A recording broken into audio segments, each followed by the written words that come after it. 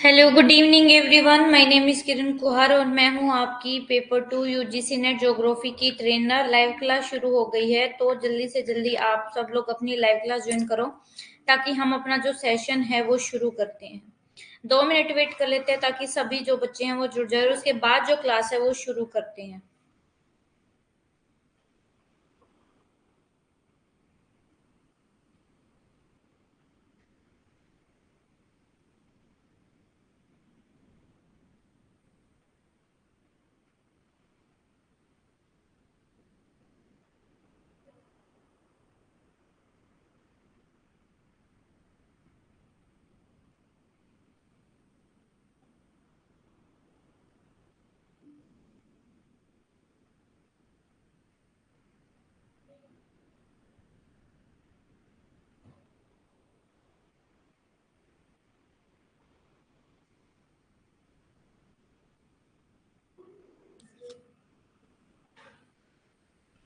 Good evening Ratilal.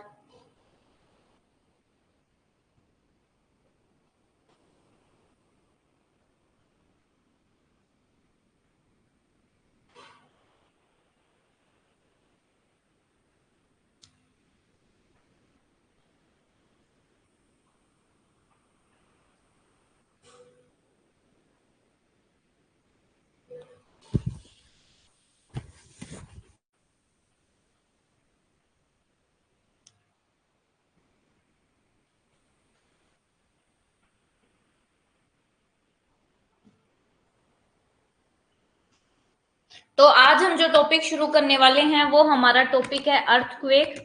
Last class में हमने अर्थ interior के बारे में पढ़ा था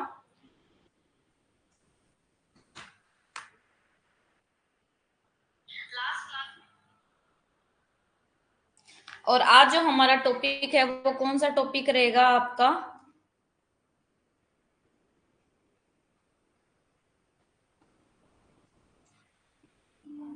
आपका टॉपिक रहेगा अर्थक्वेक। ठीक है। आई होप सबने जो प्रीवियस टॉपिक है वो सबने चेक कर लिया होगा, देख लिया होगा।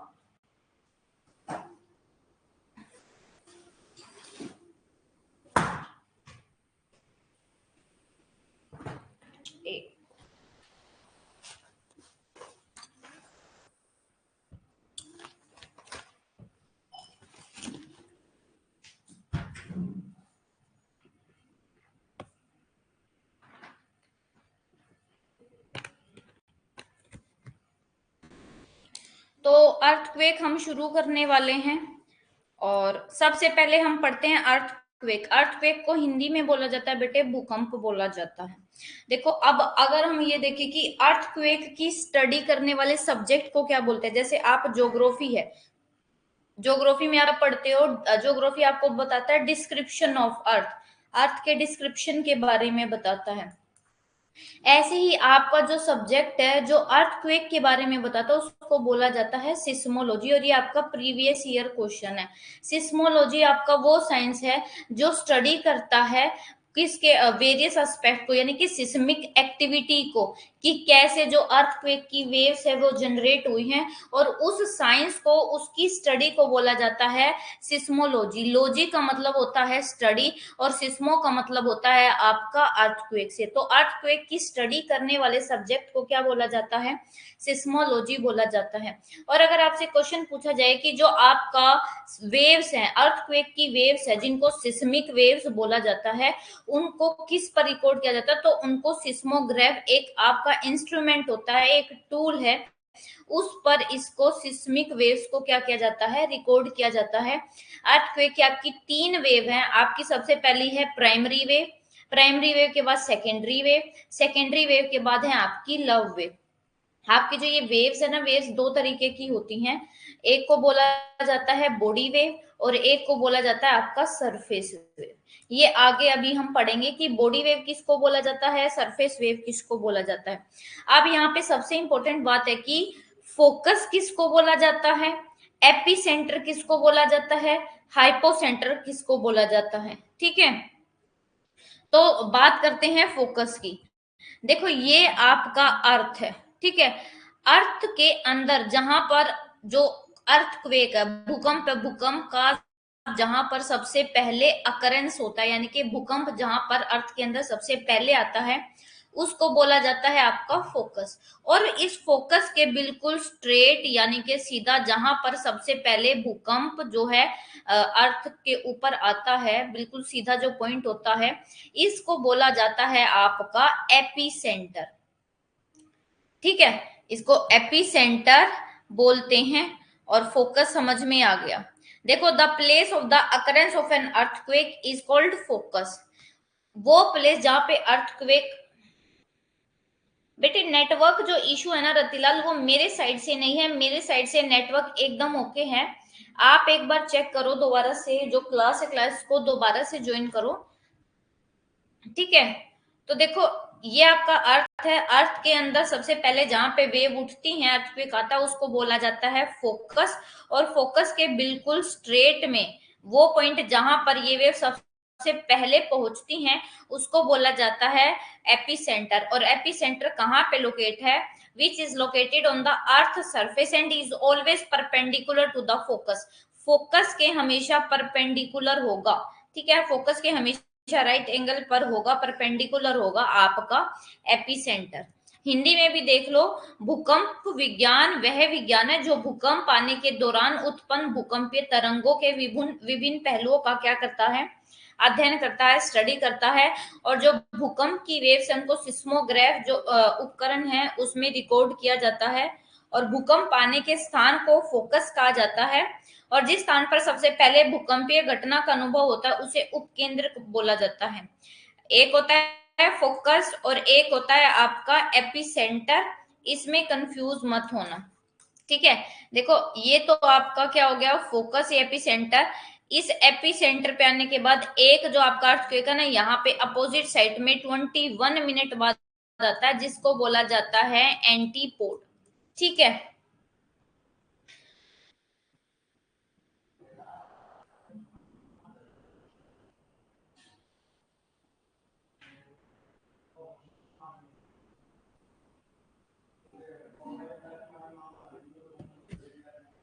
जो डीपेस्ट फोकस है, मतलब कि आज तक का सबसे गहराई से आने वाला जो अर्थक्वेक है, वो 700 किलोमीटर की गहराई से, यानी कि ये आपका अर्थ है, अर्थ के सरफेस से 700 किलोमीटर की गहराई से क्या है, अर्थक्वेक का ओरिजिन हुआ है, यहां से वेव चली है। ठीक है, अभी आपको देखो बहुत सारे ट्रेमर क्या होते हैं, झटके आपको फील होते हैं। और क्या है उसको क्या बोला जाता है, जो आपको अलग अलग तरीके के वो ट्रेमर जो जनरेट होते हैं अर्थक्वेक के दौरान, उसको बोला जाता है सिस्मिक वेव। जो आपको अर्थक्वेक के टाइम पे अलग अलग आपको ट्रेमर फील होते हैं ना, कि एक बार झटकाया, फिर दूसरी बार, फिर तीसरी बार सबसे जो है हाई लेवल का होता है, तो उन जो ट्रेमर्स होते हैं उनको क्या बोला जाता है, सिस्मिक वेव बोला जाता है।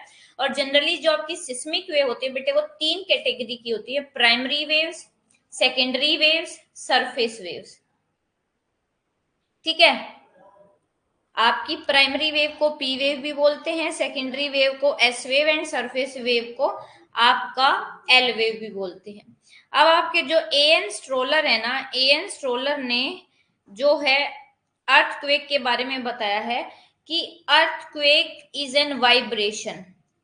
कि अर्थक्वेक क्या है, एक वाइब्रेशन है। किस में वाइब्रेशन है? हमारे अर्थ के सरफेस पर। वाइब्रेशन या ऑस्किलेशन क्या होता है, दोलन ऐसे अर्थ के सरफेस पे। ठीक है, अर्थक्वेक एक वाइब्रेशन या दोलन है जो हमारे अर्थ के सरफेस पर होता है, जो कि किसकी वजह से होता है, डिस्टरबेंस होने की वजह से, या तो ग्रेविटेशनल इक्विलिब्रियम, यानी कि जो आपकी रोक है ना, रोक में देखो आपको मैंने थ्योरी ऑफ आइसोस्टेसी करा हुआ है। ये देखो ये आपकी रोक है, जितनी रोक ऊपर है उतनी रोक नीचे है। अगर इसका थोड़ा सा भी पार्ट क्या होता है, डिसबैलेंस होता है, तो ये अनइक्विलिब्रियम पोजीशन में हो जाती है। उसकी वजह से आपके जो है अर्थक्वेक आते हैं।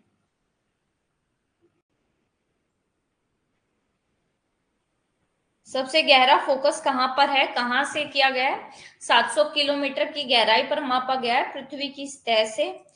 और भूकंप आने के दौरान बहुत अलग अलग जो है झटके फील होते हैं, उन झटकों को ही भूकंपीय तरंगे कहा जाता है। और आमतौर पर ये 3 तरीके की होती है, प्राथमिक, द्वितीयक और सतही लहर की। ठीक है, और जो भूकंप है वो पृथ्वी की सतह का एक कंपन या दोलन है जो चट्टान के लचीले या गुरुत्वाकर्षण संतुलन में क्या करता है। जब आप जो रॉक्स हैं अर्थ के, आपका हमें पता है कि हमारा क्या है, ये अर्थ है, अर्थ सरफेस पर बहुत सारी रॉक्स है। इस रॉक्स में क्या है, बैलेंस है। अगर इनका बैलेंस क्या हो जाता है, बिगड़ जाता है, तो उसकी वजह से आपके क्या आते हैं, अर्थक्वेक आते हैं। ये देख लो आपका, ये आपका जो फोकस है ना बेटे, फोकस को आप हाइपोसेंटर भी बोलते हो, फोकस को हाइपोसेंटर भी बोलते हो। और इस फोकस के बिल्कुल सीधा स्ट्रेट में जो आपका पॉइंट होता है उसको क्या बोलते हैं, एपिसेंटर। ठीक है, आपका क्या है, ये आपका फोकस है, फोकस के बिल्कुल ये स्ट्रेट में कौन सा है, एपिसेंटर है।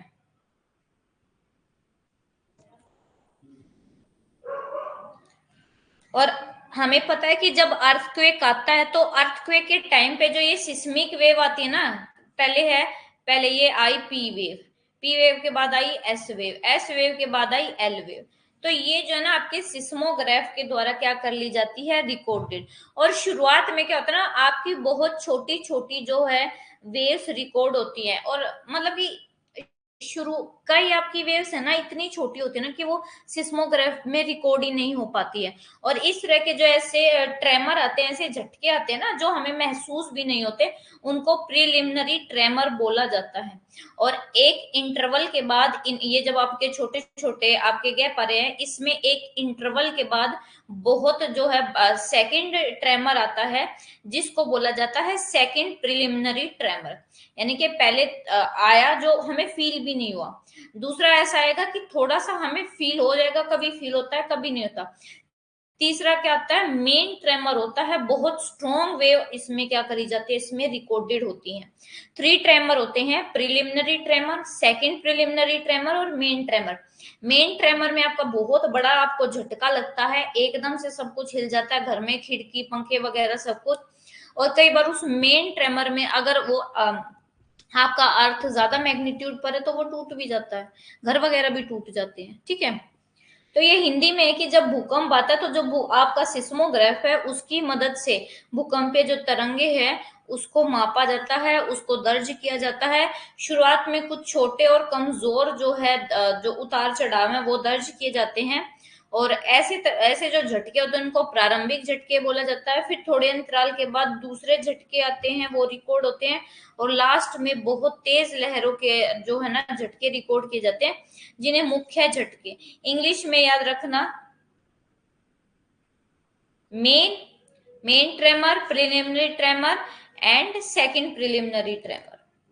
ठीक है, और बेटे एक बात और याद रखो, ये आपका अर्थ है ना, अर्थ के अंदर का जो स्ट्रक्चर है, अर्थ के अंदर की जो रॉक्स है, वो भी आपके जो अर्थ के ना उसको क्या करती है, वो भी आपके अर्थ के नेचर को डिफाइन करती है।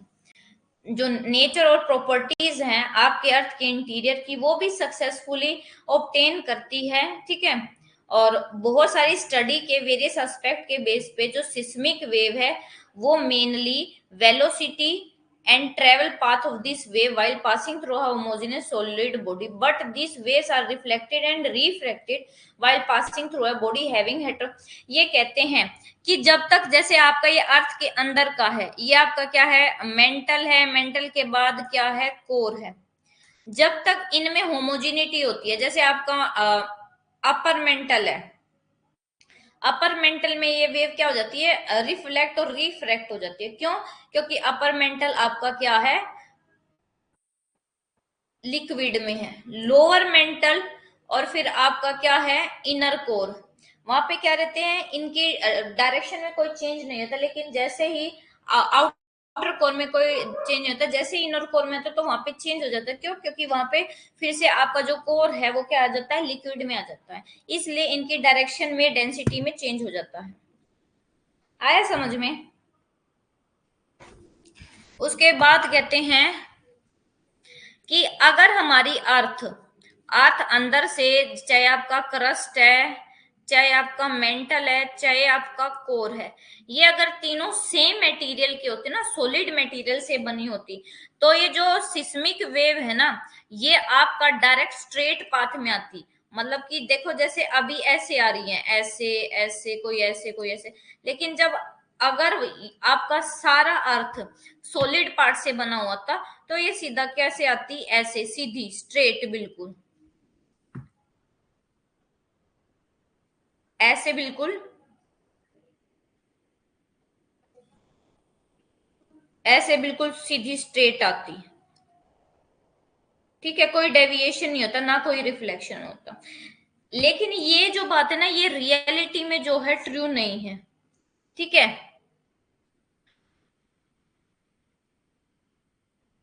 ये जो आपकी सिस्मिक वेव है ना, ये क्या है, आपकी कर्व्ड पाथ में होती है, ऐसे कर्व पाथ ले लेती हैं।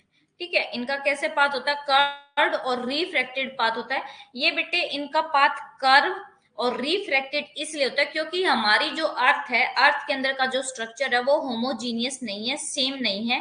कहीं पे लिक्विड है, कहीं पे सॉलिड है, तो उसकी वजह से इनकी शेप में, इनकी डायरेक्शन में भी क्या आ जाता है, चेंज हो जाता है।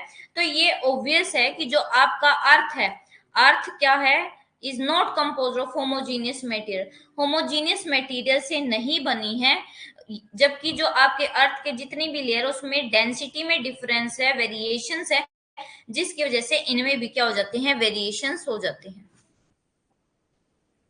उसके बाद बोलते हैं कि जो सिस्मिक वेव है ना, वो कहाँ रिफ्रैक्ट हो जाती है, एट द जैसे आपका रिफ्लेक्शन होता है, ऐसे ही क्या होता है, रिफ्रैक्शन होता है, रिफ्लेक्ट हो जाती है जहां पे डेंसिटी चेंज होती है। जैसे आपका क्रस्ट है, क्रस्ट के बाद मेंटल है, तो जैसे ही क्रस्ट से मेंटल में एंटर करेगी, तो वो क्या हो जाएगी, उसकी डेंसिटी डेंसिटी चेंज हो जाएगी दो लेयर की। जब दो लेयर के बीच की डेंसिटी चेंज, तो जो सिस्मिक वेव है उसकी भी तो जो डायरेक्शन है वो चेंज हो जाएगी। ठीक है, जब ये देखो रेगुलर चेंजेस होते रहते हैं डेंसिटी में अर्थ के अंदर, जिसकी वजह से जो आपकी सिस्मिक वेव है ना, उसकी पाथ में, डायरेक्शन में भी क्या होते रहते हैं, चेंजेस होते रहते हैं। तो जो ये सिस्मिक वेव है, ये क्या है, कनकेव है, कनकेव टुवर्ड्स द सरफेस, ऐसे हैं आपकी सिस्मिक वेव। और ये पहले बताया गया था कि जो आपकी एस वेव है ना, वो लिक्विड से पास नहीं हो सकती। ये बात हमेशा याद रखना कि जो आपकी सेकेंडरी वेव है, एस वेव है, वो लिक्विड से पास नहीं होती है। और डेप्थ स्टडी जो करते हैं सिस्मिक वेव की, ओल्डहैम ने ये बताया है, एग्जाम्पल देके बताया कि 1909 में ये बताया था कि जो एस वेव है ना, वो डिसअपियर हो जाती है, मतलब कि खत्म, दिखना बंद हो जाती है। कहाँ पे, 120 डिग्री के एंगुलर डिस्टेंस पर, यानी कि ये अर्थ के 120 से 120 इसके बीच में दिखना बंद हो जाती है। और यहाँ पे पी वेव क्या है, वीक पड़ जाती है। ऐसा नहीं कि पी वेव लिक्विड से पास नहीं होती है, बट थोड़ा सा क्या हो जाता है, थोड़ा सा वीक पड़ जाती है ये। ठीक है,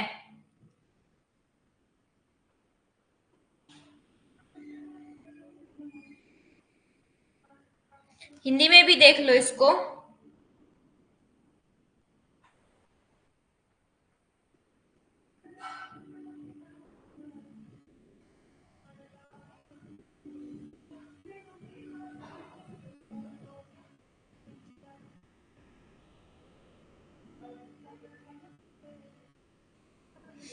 ठीक है,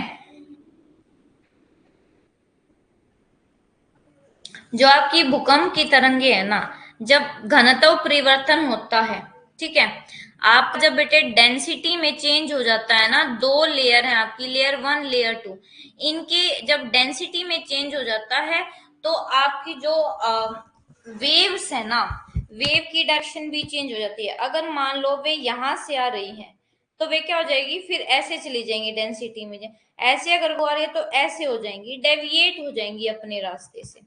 और ये जो आपकी एस तरह एस वेव्स है ना, एस वेव्स कभी भी सॉलिड पार्ट से होकर नहीं गुजर सकती है, एस वेव सॉलिड पार्ट से जाती ही नहीं है। और ये बात कब पता लगी, जब 1909 में ओल्डहम थे ना, ओल्डहम ने बहुत डीप स्टडी करी और उन्होंने बताया कि जो आपका एस वेव है ना, ये अर्थ है, अर्थ का 120 डिग्री से 120 डिग्री के बीच में क्या हो जाती है, डिसअपियर हो जाती है। डिसअपियर क्यों हो जाती है, इनका रीजन ये है कि ये एस वेव लिक्विड से पास नहीं हो सकती, और जबकि पी वेव इस एरिया के बीच में क्या पड़ जाती है, कमजोर पड़ जाती है। और ये क्लियरली एविडेंट है कि जो एस वेव है वो टोटली एब्सेंट है, दिखती ही नहीं है अर्थ के कोर में। क्यों, क्योंकि अर्थ का कोर किससे बना हुआ है, लिक्विड से बना हुआ है। ठीक है, और ये अपीयर है हमारी ऑब्जर्वेशन के कि जो कोर है वो कोर लिक्विड स्टेट में है। ठीक है, जो कि कितनी गहराई पर है, 2900 किलोमीटर की गहराई पर है अर्थ के सरफेस पे। और इस फाइंडिंग के बेस पर जो साइंटिस्ट है उन्होंने ये एस्टिमेट लगाया है कि जो आयरन और निकल है ना अर्थ के कोर में, उसकी वजह से अर्थ का जो कोर है वो क्या है, लिक्विड इन स्टेट है। ठीक है, ये जो कोर है ये लिक्विड इन स्टेट है। क्यों है, क्योंकि यहाँ पे आयरन प्लस कौन प्रेजेंट है, निकेल प्रेजेंट है। हिंदी में है देख लेते हैं कि इससे स्पष्ट है कि पृथ्वी के कोर में जो एस तरंगे है वो कंप्लीटली अनुपस्थित है। और इससे ये भी बेटे आपका सिद्ध होता है कि जो कोर है ना, जब हमारी एस वेव वहां से नहीं जाती, इसका मतलब हमें एक एक्सेप्शन पता है कि जो एस वेव है ना वो कहाँ से नहीं जा सकती, कहाँ से नहीं गुजर सकती, लिक्विड से नहीं गुजर सकती।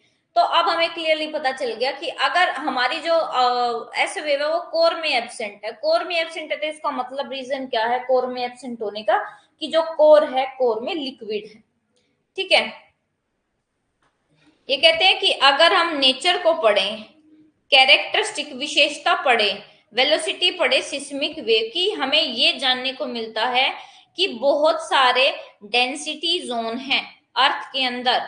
ठीक है, और जो डिटेल स्टडी करी है सिस्मिक वेव की अलग अलग एपी सेंटर पे पूरे वर्ल्ड में, तो उससे भी ये फैक्ट रिवील हुआ है कि क्या है, यहाँ पर बहुत सारे जो एक्स्ट्रा सेट हैं सिस्मिक वेव के, जो कि एक दूसरे से मिलते हैं, वो एग्जिस्ट करते हैं, जो कि पी और एस वेव के बिल्कुल सिमिलर है। बस उनकी जो स्पीड क्या है वो क्या है, पी और एस वेव से स्पीड कम है, लेकिन बहुत सारी ऐसी सिस्मिक वेव मिलती हैं। ये डिटेल स्टडी करने से पता चला है। और ये एक नॉन फैक्ट है कि जो वेलोसिटी है सिस्मिक वेव की, ये इंपॉर्टेंट है, सिस्मिक वेव की वेलोसिटी चेंज होती है जब चेंज होता है रॉक्स की डेंसिटी में। रॉक्स हैं, रॉक्स की डेंसिटी में जब चेंज होगा तभी आपकी जो सिस्मिक वेव हैं उनकी डेंसिटी में चेंज होगा। ठीक है, ये देखो अर्थक्वेक है, अर्थक्वेक पे आपको फोकस और हाइपोसेंटर का पता चल गया। फोकस किसको बोलते हैं, हाइपोसेंटर किसको बोलते हैं, एपिसेंटर किसको बोलते हैं। ठीक है, अब देखो रीजन क्या है अर्थक्वेक आने के। देखो अर्थक्वेक आने के रीजन नेचुरल तो है ही है, नेचुरली तो अर्थ में अर्थक्वेक आते ही आते हैं। आप सबको बताया कि जो अर्थ है वो अपने आप को होमोस्टैटिक प्रोसेस के द्वारा क्या करती रहती है, अपने आप को हील करती रहती है। जो नेचर में, नेचर की वजह से कुछ कमी हुई है या कुछ डिस्टरबेंस हुआ है, तो वो नेचर अपने अकॉर्डिंग ही क्या कर लेता है, सेट कर लेता है, और उस प्रोसेस को होमोस्टैटिक प्रोसेस बोला जाता है। अब आपके अर्थक्वेक क्या क्यों आते हैं, सबसे मेन पहला रीजन है वोल्केनिक एक्टिविटी, यानी कि ज्वालामुखी फटने की वजह से। जब आपका ये वोल्केनो है, वोल्केनो फटता है, तो देखो ये बहुत प्रेशर के साथ अंदर से जो है आपका जो लावा है वो बाहर निकल कर आता है। जब ये इतने ज्यादा स्ट्रोंगली आता है, इसके साथ गैसेस भी होते हैं, वो गैसेस भी बहुत शोर के साथ आती है, जिसकी वजह से आसपास के एरिया में क्या आता है, आपका भूकंप आता है। तो इस भूकंप की वजह से आपके क्या आ जाते हैं, अर्थक्वेक आ जाते हैं। और दूसरा है फोल्टिंग। फोल्टिंग बेटे जब आपकी जो प्लेट है, प्लेट एक दूसरे से दूर मूव करती है, या प्लेट एक दूसरे के पास मूव करती है, या प्लेट एक दूसरे के सहारे से निकल जाती है, तो इस केस में भी आपके क्या आते हैं, फोल्ट आते हैं। और सबसे ज्यादा फोल्ट तब आते हैं कि जब दो प्लेट एक दूसरे के पास आती हैं। ठीक है, उसके बाद है आइसोस्टेटिक डिस्टरबेंस। आइसोस्टेटिक डिस्टरबेंस यानी कि आपका अर्थ के ऊपर ये क्या है, अर्थ के ऊपर ये माउंटेन्स हैं, और ये माउंटेन्स क्या एक इक्विलिब्रियम पोजीशन में, कि इनका एक पार्ट अदर ऊपर है तो नो पार्ट अंदर है, ये अंदर वाला पार्ट इसको क्या करता है, ऊपर वाले पार्ट को बैलेंस करता है। अगर इन दोनों के रेशियो में थोड़ा सा भी चेंज होता है तो आपके क्या आ जाते हैं, अर्थक्वेक आते हैं, लैंडस्लाइड आ जाती है।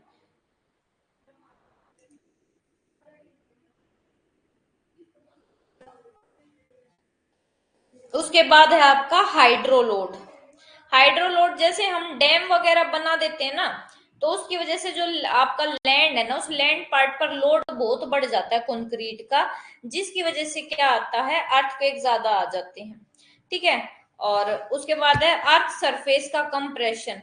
मान लो आपका ये क्या है, एक मिनट इसको क्लियर कर देते हैं।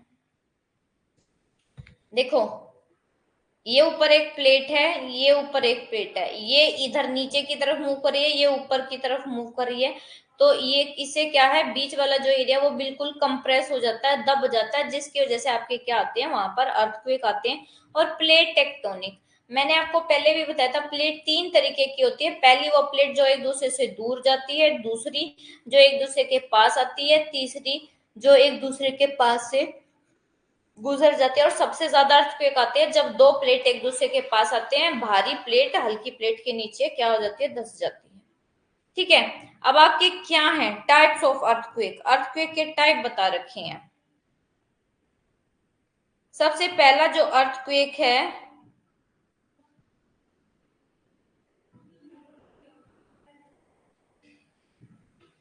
सबसे पहला जो अर्थक्वेक है उसको बोला जाता है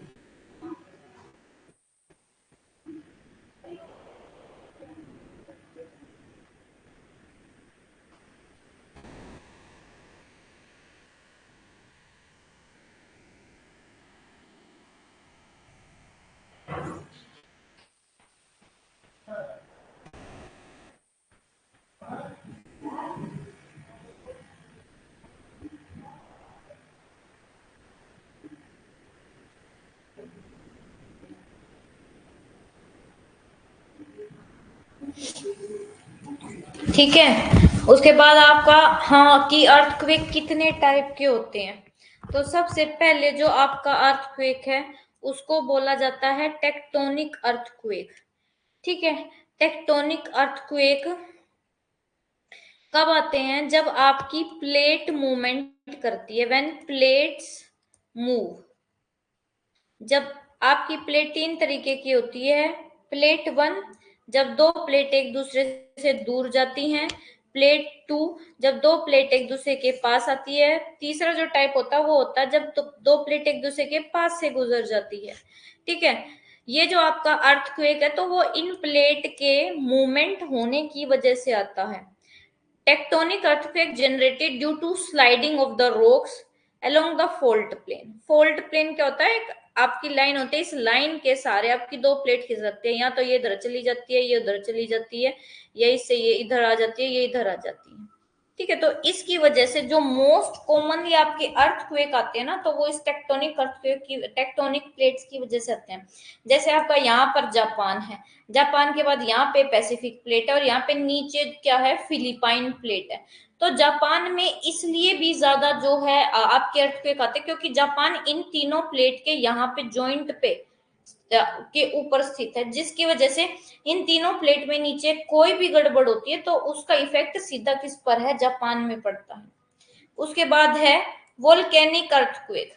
जब कोई आपका ज्वालामुखी फटता है, मान लो आपका कोई भी एरिया है, ये रॉक है, ये सॉफ्ट रॉक वाला एरिया है, तो यहाँ पे नीचे क्या है आपका, ये एक वेंट है, एक कॉल्डेरा है, और यहाँ पे क्या है, नीचे से आपका इस पाइप के थ्रू ये मैग्मा चैम्बर है, यहाँ पे क्या है, मैग्मा आ रहा है, ठीक है। तो उससे क्या होगा बेटे, आपका ये जैसे ही आपका लावा बाहर आया, ये बहुत प्रेशर से अंदर से आता है, जिसकी वजह से आसपास की जो धरती है वो सारी हिल जाती है, और उसकी वजह से आपके क्या आते हैं, अर्थक्वेक आते हैं। Volcanic earthquake occur due to volcanic activities and displacement caused because of those. Volcanic activity की वजह से ये earthquake आते हैं, और these are confined to area of active volcano। और इस तरीके के जो वोल्केनो होते हैं ना, वो स्पेशली उस एरिया में आते हैं जहां पे वोल्केनो एक्टिव है, मतलब कि लगातार फटते रहते हैं। एग्जाम्पल आपका मेडिटेरियन सी है। मेडिटेरियन सी में एक आइलैंड है जिसका नाम है लिपारी आइलैंड। लिपारी आइलैंड पे जो सिसिली है, सिसिली में एक आपका क्या है, वोल्केनो है जिसका नाम है स्ट्रम्बोली। स्ट्रम्बोली में क्या होता है, हर 15 मिनट के बाद आपका अर्थक्वेक फटता है, ठीक है। ये भूकंप कितने प्रकार के होते हैं ये आपको बता दिया है। टेक्टोनिक भूकंप है, उसके बाद आपका ज्वालामुखी भूकंप है, ये आपको समझा ही दिया, और एक आपका टेक्टोनिक भूकंप। अब उसके बाद है आपका कोलैप्स अर्थक्वेक, ठीक है। कोलैप्स अर्थक्वेक क्या होता है कि बेटे आपका ये रोक आपका माउंटेनस एरिया, और माउंटेनस एरिया में यहाँ पे क्या कर देते हैं, अंदर से इन रॉक्स को खोखला कर देते हैं, यहाँ पे माइनिंग कर देते हैं। तो माइनिंग करने की वजह से अब ये कैसी बच जाती हैं, सिर्फ ऐसी ऐसी रह जाती हैं, ठीक है। ये माउंटेन्स ऐसे रह जाते हैं, तो जिसकी वजह से क्या होता है बेटे, ये खोखली हो जाती है, और खोखली होके क्या है, गिर जाती है। गिरने की वजह से वहां पे क्या आता है, आपका अर्थक्वेक आता है, भूकंप आता है। कोलैप्स अर्थक्वेक मोस्टली उस पार्ट पर होता है जहां पे माइनिंग बहुत ज्यादा होती है, बहुत ज्यादा सीवियर जब माइनिंग करते हैं तो वहां पे क्या आता है, आपका कोलैप्स अर्थक्वेक आता है।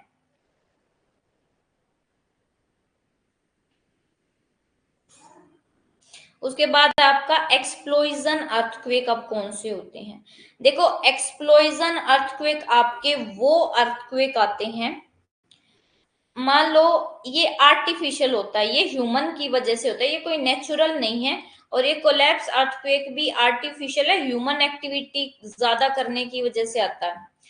एक्सप्लोजन अर्थक्वेक कौन सा है, जब आपकी जो ग्राउंड है, आपका ये ग्राउंड है, जब यहाँ पे हम कोई न्यूक्लियर एक्सप्लोजन कर देते हैं, कोई केमिकल एक्सप्लोजन हो जाता है, तो उसकी वजह से जो आपका ये लैंड पार्ट है, इसमें क्या होती है, शेकिंग होती है, ठीक है। उस शेकिंग की वजह से ही क्या होता है, आपका अर्थक्वेक आता है। उसके बाद है आपका रेजर्वोयर इंड्यूस्ड अर्थक्वेक, ठीक है।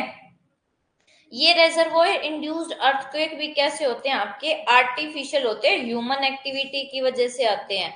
एग्जाम्पल जो इंजीनियर्स हैं, उन्होंने ये आपके दो रॉक्स के बीच में यहाँ पे क्या बना दिया, ये डैम बना दिया, ठीक है। और उन्होंने स्टडी नहीं करी कि उन्होंने पहले, जब भी आपका डैम बनता है तो उस डैम करने से पहले आपके एक स्टडी करी जाती है, एक सर्वे होता है कि यहाँ का स्ट्रक्चर कैसा है, रॉक्स कैसी हैं, ठीक है, सॉफ्ट रॉक तो नहीं है, हार्ड रॉक है, लाइमस्टोन रॉक तो नहीं है, ये सब देखा जाता है। जो वाटर है, वाटर स्पीड क्या है, ये सब चीजें देखा जाता है। अगर मान लो जो आपका इंजीनियर है वो सर्वे नहीं करता और वो डायरेक्ट यहाँ पे क्या है, डैम बना देता है, और इन फ्यूचर ये जो आपका एरिया है, यहाँ पर सॉफ्ट रॉक ज्यादा है, तो सॉफ्ट रॉक होंगी तो ये तो यहाँ पे इसका तो क्या हो जाएगा, बहुत ज्यादा इरोजन हो जाएगा इस लैंड का, जिसकी वजह से ये डैम क्या हो जाएगा, ब्रेक हो जाएगा। और जैसे ही डैम ब्रेक होगा तो क्या आएगा, आपका अर्थक्वेक आएगा। इसी को बोला जाता है रेजर्वोयर इंड्यूस्ड अर्थक्वेक। आपका हिंदी में देखो, ये जो कोलैप्स अर्थक्वेक है इसको पतन भूकंप बोलते हैं, विस्फोट भूकंप है और जलाशय प्रेरित भूकंप है। अब आपके अर्थक्वेक के टाइप मैंने करवा दिए। टेक्टोनिक अर्थक्वेक ये नेचुरल है, वोल्केनिक अर्थक्वेक ये भी नेचुरल है, एक्सप्लोजन आपका क्या है, आर्टिफिशियल है, कोलैप्स भी आपका क्या है, ये आर्टिफिशियल है। जैसे आप ना बहुत बार यूट्यूब पर रील्स भी देखोगे कि कई बार ना आपकी बिल्डिंग की बिल्डिंग गिराई जाती है, तो जब वो बिल्डिंग गिरती है ना ऊपर से नीचे, तो क्या होता है, बहुत जोर से अर्थ पर शेकिंग होती है, अर्थ के सरफेस से, जिसकी वजह से क्या आ जाता है, अर्थक्वेक आ जाता है, और उसी को अर्थक्वेक बोलते हैं। अब देखो ये आपका प्रीवियस ईयर क्वेश्चन है, पेपर में पूछा गया है। अर्थक्वेक मैच द फॉलोइंग में दिया गया, यहाँ पे लिस्ट 1 लिस्ट 2 में दिया गया था कि फोकस के अकॉर्डिंग आपको मैच करने थे और एक ऑप्शन चूज करना था। अब अर्थ के फोकस यानी कि गहराई के आधार पर अर्थक्वेक को 3 जोन में डिवाइड किया गया है, शैलो अर्थक्वेक, इंटरमीडिएट अर्थक्वेक और डीप अर्थक्वेक। शैलो अर्थक्वेक कौन से होते हैं, जो बहुत गहराई से नहीं होते, यानी कि जिनकी गहराई कम होती है। आपका शैलो अर्थक्वेक की जो जो फोकस है, जो गहराई है, वो 0 से 50 किलोमीटर की गहराई से उसका ओरिजिन होता है। इंटरमीडिएट अर्थक्वेक वो अर्थक्वेक होते हैं जिनकी गहराई 50 से 250 किलोमीटर के बीच में है। और डीप अर्थक्वेक वे अर्थक्वेक हैं जिनकी गहराई 250 से 700 किलोमीटर है। मैक्सिमम जो फोकस है, फोकस 0 से 700 होगा, और इसी के बेस पे 3 तरीके के आपके अर्थक्वेक हैं। शैलो अर्थक्वेक जो कि 0 से 50 किलोमीटर है, इंटरमीडिएट अर्थक्वेक जो कि 50 से 250 है, और डीप अर्थक्वेक जो कि 250 से 700 मीटर के बीच में है। हिंदी में भी दे रखा है कि फोकस की, देखो आपको फोकस मैंने बता दिया, फोकस क्या होता है। फोकस को आप हाइपोसेंटर भी बोलते हो, और एक आपका होता है एपिसेंटर, एपिसेंटर भी बता दिया, और एक आपका बता दिया एंटीपोड क्या होता है, ये सब मैं आपको बता चुकी हूँ। और इसके बेस पर 3 जोन में बांटा गया, उथला, मध्यवर्ती और गहराई। इन पे बेस पर 0 से 700 किलोमीटर के बीच में है। ठीक है, उथले भूकंपों का फोकस 0 से 50, मध्यवर्ती भूकंपों का 50 से 250, और गहरे भूकंपों का फोकस 250 से 700 इसके बीच में होता है। ये देखो आपके शैलो फोकस कैसे आएंगे, जब आपकी ये देखो ये एक प्लेट है, 2 प्लेट एक दूसरे के पास आ रहे हैं, ये प्लेट थोड़ी सी ऐसे टच हुई, तो यहां से जो भूकंप का ओरिजिन होगा उसको बोला जाता है शैलो फोकस। फिर आपकी प्लेट थोड़ी सी और नीचे चली गई और ये प्लेट थोड़ी सी और ऊपर आ गई, तो वहां पे जब आपका फोकस ओरिजिन होगा अर्थक्वेक का, तो होगा इंटरमीडिएट। और बहुत गहराई में जाकर जब प्लेट पिघलते तो तब आते आपके डीप फोकस जो कि 700 किलोमीटर के आसपास होता है। ठीक है, अब आपकी सिस्मिक वेव के टाइप है, जिसको पी वेव, एस वेव भी बोला जाता है। देखो आपकी पी वेव, एस वेव, आपकी लव वेव और रेलेग वेव। जो ये पी वेव और एस वेव होती है, इनको क्या बोला जाता है, बॉडी वेव। बॉडी वेव क्यों बोला जाता है, क्योंकि ये आपका अर्थ है, अर्थ की बॉडी के अंदर ही रहती है, कभी भी अर्थ के सरफेस पर नहीं आती।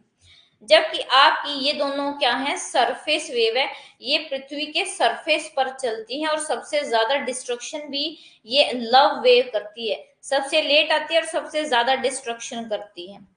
अब इसमें देखो सिस्मिक वेव में body wave, surface wave.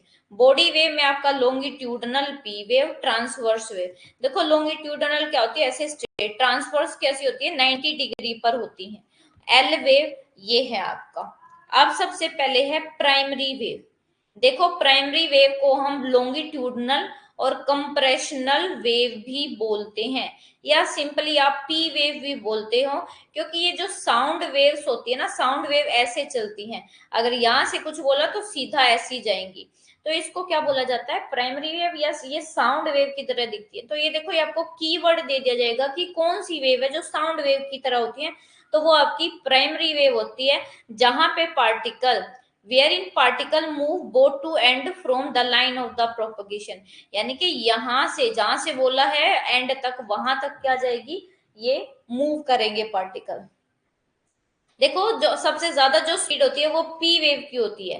P wave travel with fastest speed through solid material. Solid material से जब जाती है तो पी वेव की जो स्पीड होती है वो बहुत ज्यादा होती है।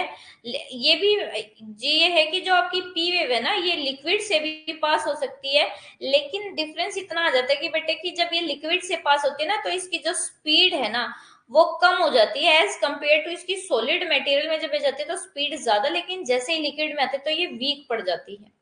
उसके बाद है सेकेंडरी वेव। प्राइमरी वेव के नाम याद रखना, कंप्रेशनल वेव, लॉन्गिट्यूडनल वेव। उसके बाद है सेकेंडरी वेव। सेकेंडरी वेव में जो मटेरियल है वो 90 डिग्री पर मूव करते हैं ऐसे, ठीक है, इसलिए इनको ट्रांसवर्स या डिस्टोर्शनल और सिंपली एस वेव भी बोलते हैं। ये कैसे होती हैं, जैसे पानी में ऐसे रिपल्स नहीं होते जब आप पानी में कुछ पत्थर मार देते हो, और लाइट वेव की तरह होती है। तो आपसे क्वेश्चन पूछा जाएगा कि कौन सी वेव है जो कि वाटर रिपल्स या लाइट वेव की तरह होती है, जिसमें जो पार्टिकल्स हैं वो राइट एंगल, ये रेज हैं, रेज के राइट एंगल पर मूव करते हैं। ठीक है, ये आपका क्या है?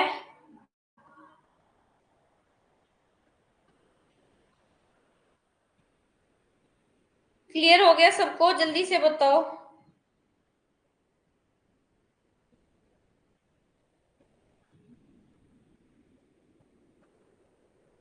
2 मिनट का वेट ले लेते हैं, उसके बाद शुरू करती हूँ, जल्दी से बताओ।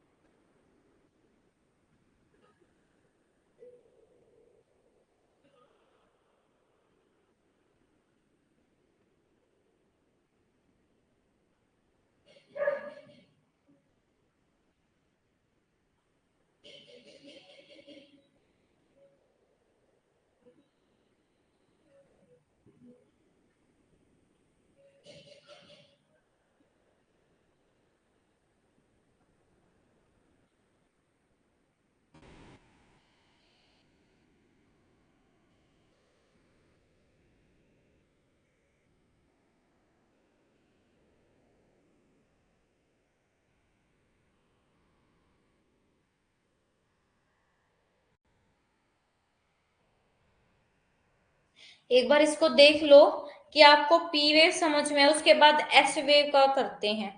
एस वेव आपको दोनों करवा दी है ना मैंने।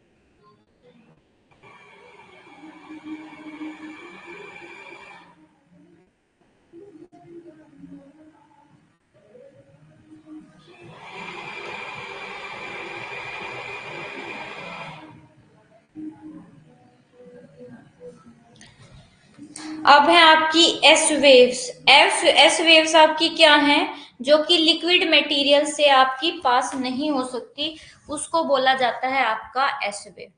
ठीक है, अब आपने बॉडी वेव्स के बारे में तो पढ़ लिया कि बॉडी वेव्स में आपकी एक पी वेव है, एक एस वेव है। पी वेव को हम लॉन्गिट्यूडनल वेव भी बोलते हैं, कंप्रेशनल भी बोलते हैं और प्राइमरी वेव भी बोलते हैं। और एस वेव को क्या बोलते हैं? एस वेव को सेकेंडरी वेव या इसको हम ट्रांसवर्स वेव भी बोलते हैं। पी वेव की स्पीड सबसे ज्यादा, फिर सेकेंडरी की, फिर आपकी सबसे लास्ट में होती है एल वेव की। ठीक है, अब आप बॉडी वेव में से खत्म होके अब हम आते हैं सरफेस वेव में। सरफेस वेव में होती है आपकी मेन एल वेव। ये इसको एल नाम इसलिए भी दिया क्योंकि आपके जो लव साइंटिस्ट थे उन्होंने इसको क्या किया था? इन्वेंट किया था, उन्होंने इसको फाइंड आउट किया था। इसको हम लॉन्ग पीरियड वेव भी बोलते हैं। और ये जो वेव होती है ये जनरली क्या करती है? Generally affect only the surface of the earth and die out at smaller depth. देखो ये आपकी जो अर्थ है ना, अर्थ के सरफेस पर आती है ये, ठीक है, और अर्थ के सरफेस पर आती है, सबसे ज्यादा डिस्ट्रक्शन करती हैं। और ये वेव सबसे लॉन्गेस्ट जो डिस्टेंस है ना सिस्मिक वेव का, वो कवर करती हैं। और इनकी जो स्पीड होती है ना वो पी वेव और एस वेव से कम होती है, लेकिन ये सबसे ज्यादा वॉयलेंट और डिस्ट्रक्टिव होती है।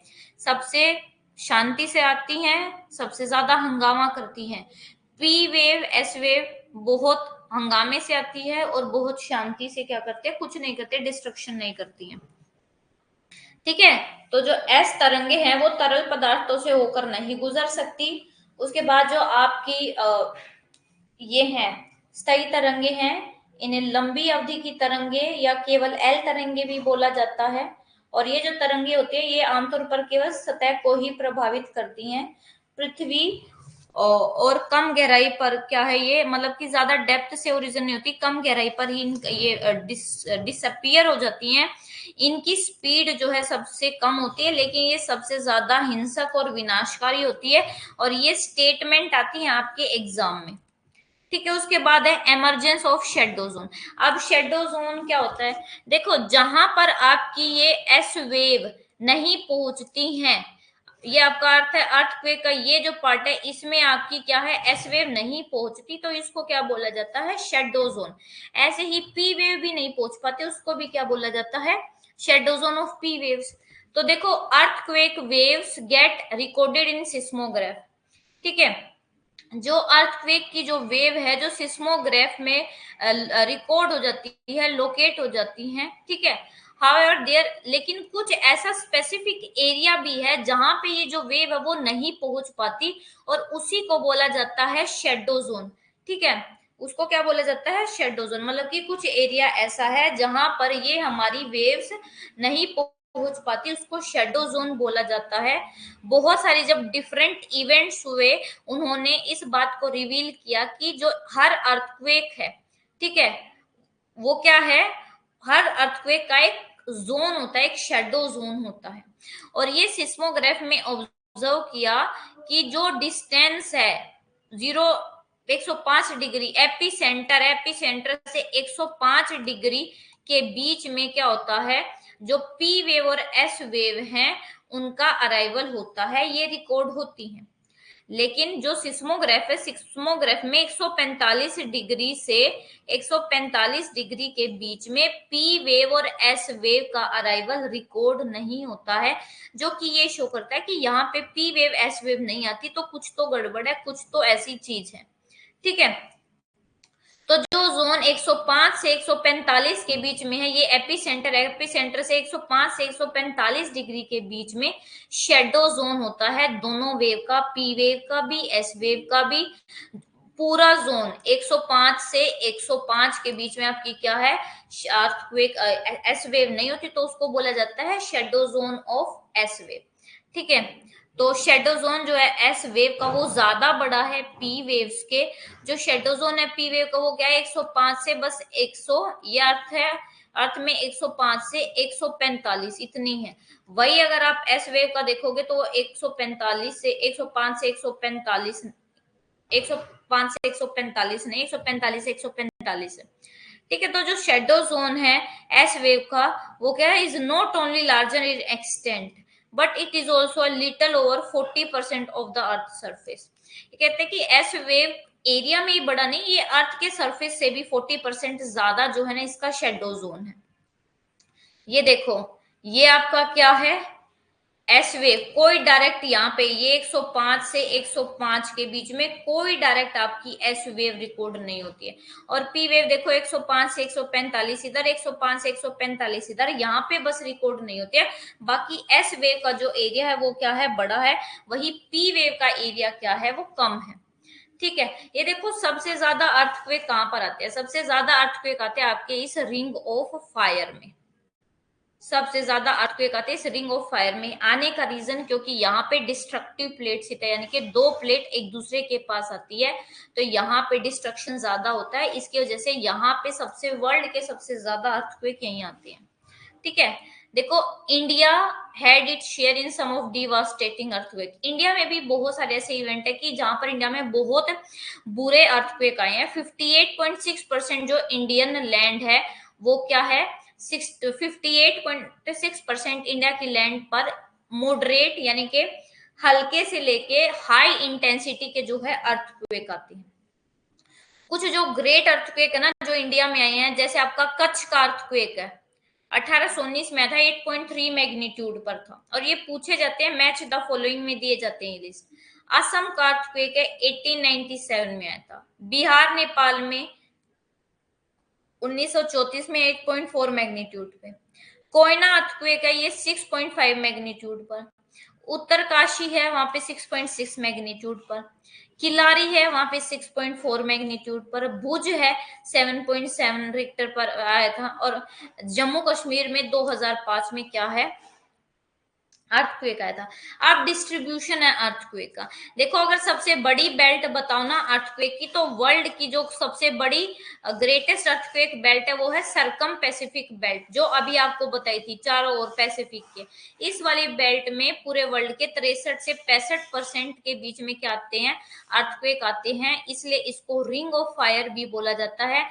ये बेल्ट यहाँ पे क्यों आते हैं सबसे ज्यादा, क्योंकि यहाँ पे क्या है आपका सबडक्शन जोन है, दो प्लेट एक दूसरे के पास आती हैं, जिसकी वजह से यहाँ पे क्या है अर्थक्वेक ज्यादा आता है।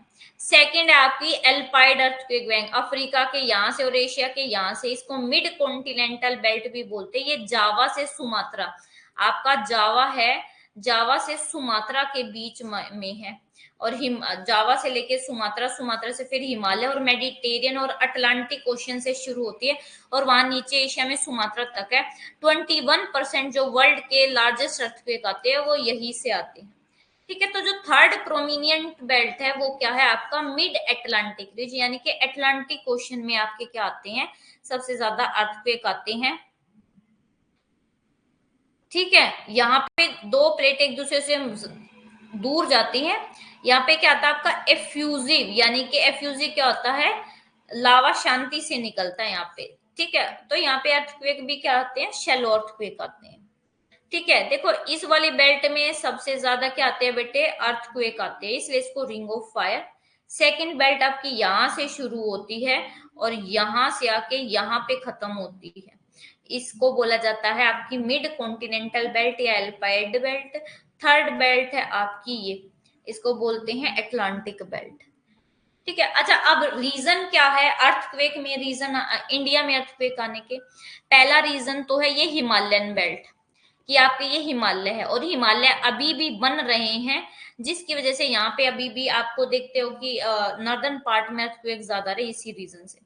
ठीक है, दूसरा जो सी फ्लोर डिस्प्लेसमेंट, यानी कि समुद्र जो है वो फैल रहा है, दो प्लेट एक दूसरे से दूर जा रहे हैं, जिसकी वजह से समुद्र का एरिया बढ़ रहा है। ठीक है, इसकी वजह से। और डेक्कन प्लेटू, कुछ जो साइंटिस्ट है ना वो इस थ्योरी पर आए हैं कि जैसे आपका लाटूर और ओसामाबाद है, लाटूर ओसामाबाद है महाराष्ट्र में, भीमा है, यहाँ पर अब आपके जो है अर्थक्वेक आने लगे हैं। ठीक है, उसके पीछे भी रीजन नहीं पता लगा है, तो ये रीजन है। यहाँ पे तो देखो ये आपका हिमालय बन रहा है, ये ऊपर से यूरेशियन प्लेट और नीचे से इंडियन प्लेट, ये इधर की तरफ मूव कर रही है, ये इधर की तरफ मूव कर रही है, जिसकी वजह से कंप्रेशन हो रहा है, दबाव बढ़ रहा है और आपका अर्थक्वेक आ रहा है। अगर सिस्मिक जोन देखें इंडिया के तो 59% जो इंडिया का लैंड है वहां वो क्या है, वो रिस्क में है, डैमेज में है। ये देखो वैसे तो 5 जोन है बट आपके 2 जोन को मिलाकर एक ही कर दिया गया। जोन 5 बहुत हाई रिस्क वाला एरिया है, ये क्या है, ये रेड वाला, ये मोस्टली आपका हिली एरिया है। जोन 4 क्या है, ये यही वाला है थोड़ा सा। फिर जोन 3 है मॉडरेट रिस्क है, यहाँ पे ज्यादा अर्थक्वेक नहीं आते। और जोन 2 में क्या है आपका, बिल्कुल ही रिस्क नहीं है। ठीक है, जोन 2 में आपका कौन सा, देखो ये वाला पार्ट है, कुछ ये वाला पार्ट है, और ये आपका कौन से में आता है, जोन 3 में आता है। ठीक है, अब अर्थक्वेक को मेजरमेंट कैसे करते हैं, तो देखो आपका सिस्मोमीटर में मैनेजमेंट होता है, मेजरमेंट होता है, ये तो पता ही है आपको। और मैग्नीट्यूड और इंटेंसिटी में मेजर किया जाता है। इंटेंसिटी का मतलब है कि कितनी ज्यादा एनर्जी रिलीज हुई है एक तरीके से। ठीक है, तो जो मैग्नीट्यूड है ना स्केल का, उसको रिक्टर स्केल पे मेजर करते हैं।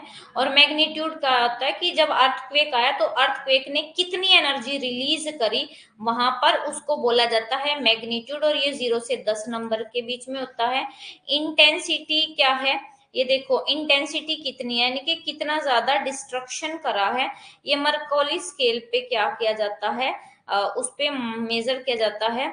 जो इंटेंसिटी स्केल है वो क्या मेजर किया था कि डैमेज कितना हुआ है किसी इवेंट की वजह से। और ये 1 से 12 के बीच में होता है, याद रखना। इंटेंसिटी 1 से 12 और मैग्नीट्यूड 1 से 10 के बीच में होता है। ठीक है, तो आपसे ये पूछा गया अभी एग्जाम में कि कितने सिस्मिक स्टेशन होने चाहिए अगर हमें किसी अर्थक्वेक के एपिसेंटर निकालना, तो 3 आपको डेटा, 3 स्टेशन का डेटा पता होना चाहिए अगर आपको लोकेशन निकालनी है। ठीक है, और कौन से मेथड से, ट्रायंगुलेशन मेथड का यूज करते हैं। तो यहाँ पर आपका जो टॉपिक होता है वो कंप्लीट होता है। और अब हम जो हैं मिलेंगे कल, तब तक के लिए अगर किसी को कोई भी डाउट है तो वो पूछ सकता है। ठीक है,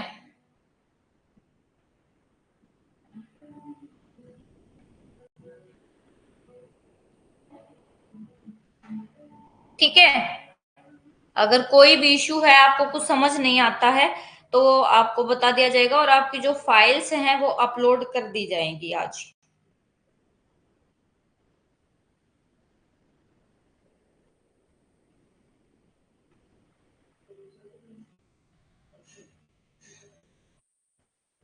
सो take care everyone, good night, have a nice day, thank you very much.